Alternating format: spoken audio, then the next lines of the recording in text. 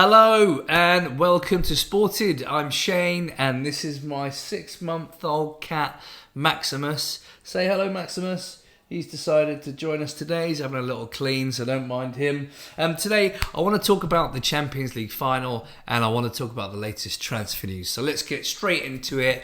PSG have done it. PSG 5-0. 5 Inter Milan 0, a new record. It's the biggest winning margin in the Champions League final, well, since European competition started. It's massive and a real statement from PSG, who have finally landed the one they've wanted since the guys with all the money took over.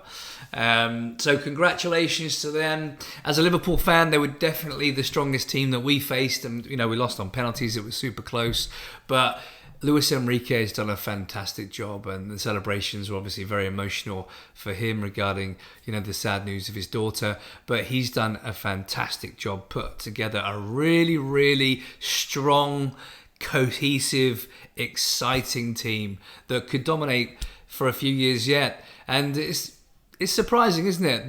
Not surprising, it's interesting is the word I'm looking for, that he's got rid of Neymar, he's got rid of Messi, and he's got rid of Mbappe, and he's brought in these young, hungry players that really gelled, and they look strong, full of energy. They're athletes and they play some superb football. They really gave Inter Milan a spanking. They pulled their pants down, didn't they? Inter Milan didn't know what to do. They couldn't react. They looked leggy. They looked old.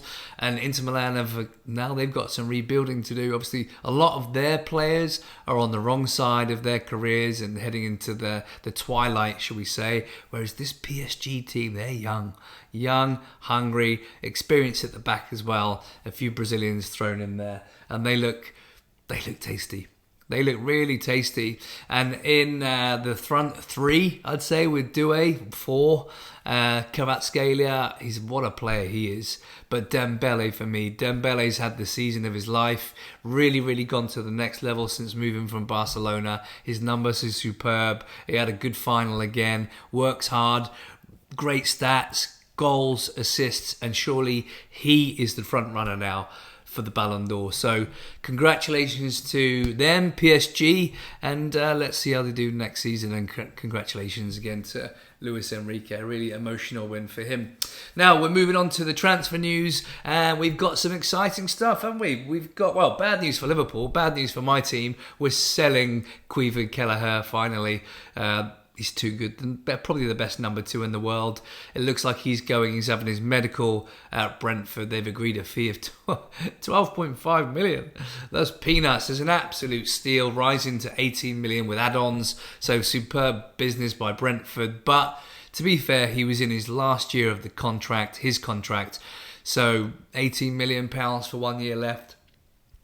Not bad, although he is worth a lot more, and he's 25 years old, which is young for a goalkeeper, and he's quality, isn't he? So Brentford have done great business, and it looks like Flecken is going over to Leverkusen. So the transfer merry-go-round has begun. In other news, you've got Bruno Fernandes has turned down the chance to go to Al Hilal, and turned down a whopping £700,000 a week.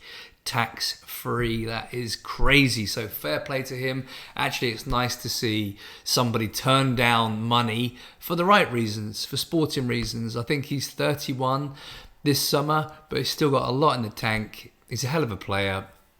I don't like his attitude sometimes. For me, he's not a captain of Manchester United, but he is a technician on the ball. He's a goal scorer. He's a match winner. It's just all the nonsense that comes with it that doesn't set a good example for younger players. That's my issue with Bruno, but he's a hell of a player. He's his technique, his goal scoring ability is he's first class. So let's see what happens there. He's obviously on for another season, and he's probably been promised some new signings. So yeah, he's staying put. And in other news, we've got, again from Manchester United, Bryan Mbeumo. He looks like he might be making the move over from Brentford. He's stayed loyal. He's had a fantastic season. I think he scored 18 or 19 goals in the Premier League, along with his compatriot. I say compatriot, his teammate.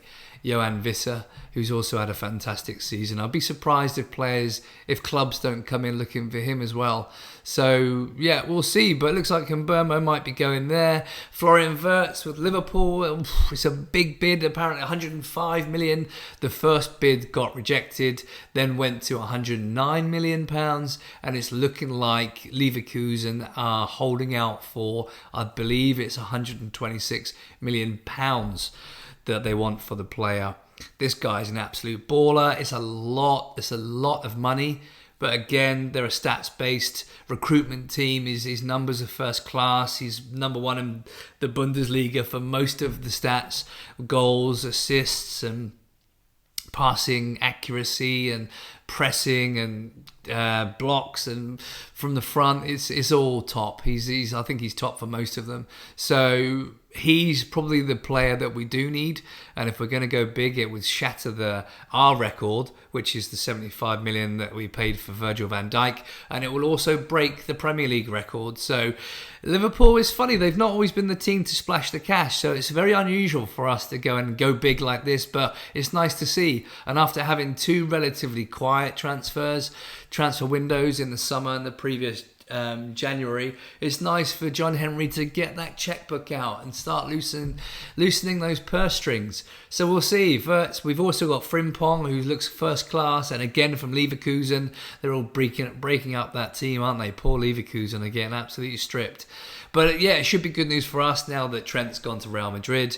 And by the way, this good news, Liverpool are getting at least something. They're bagging £10 million, so they release him early for the Club World Cup. So Trent can play in the Club World Cup for Real Madrid. So it's looking very busy. And also Kerkez. It looks like Milos Kerkez is coming over, hopefully, from Bournemouth. He's had another great season. Hopefully Dominic Szoboszlai, he's done some agency work there and been singing the praises of the club to get him in. So it's all looking busy at the moment. We've got 10 days, I think 9 days left until the transfer window shuts, part 1 for the Club World Cup to start, and then the transfer window will open again. So it's exciting times. I love the summer transfer window. Hopefully your clubs are all going to be busy and it's going to be a lot of money spent. But yeah, we'll keep an eye on Bruno. Looks like he's staying. Looks like Bryan Mbeumo might be going to United. And well done again to PSG. So lots more to come. What do you think about transfers? Who would you like your teams to sign? Who would you like your teams to sell? Let's see. So comments in if you like it below. So take care, and I'll see you on the next video soon.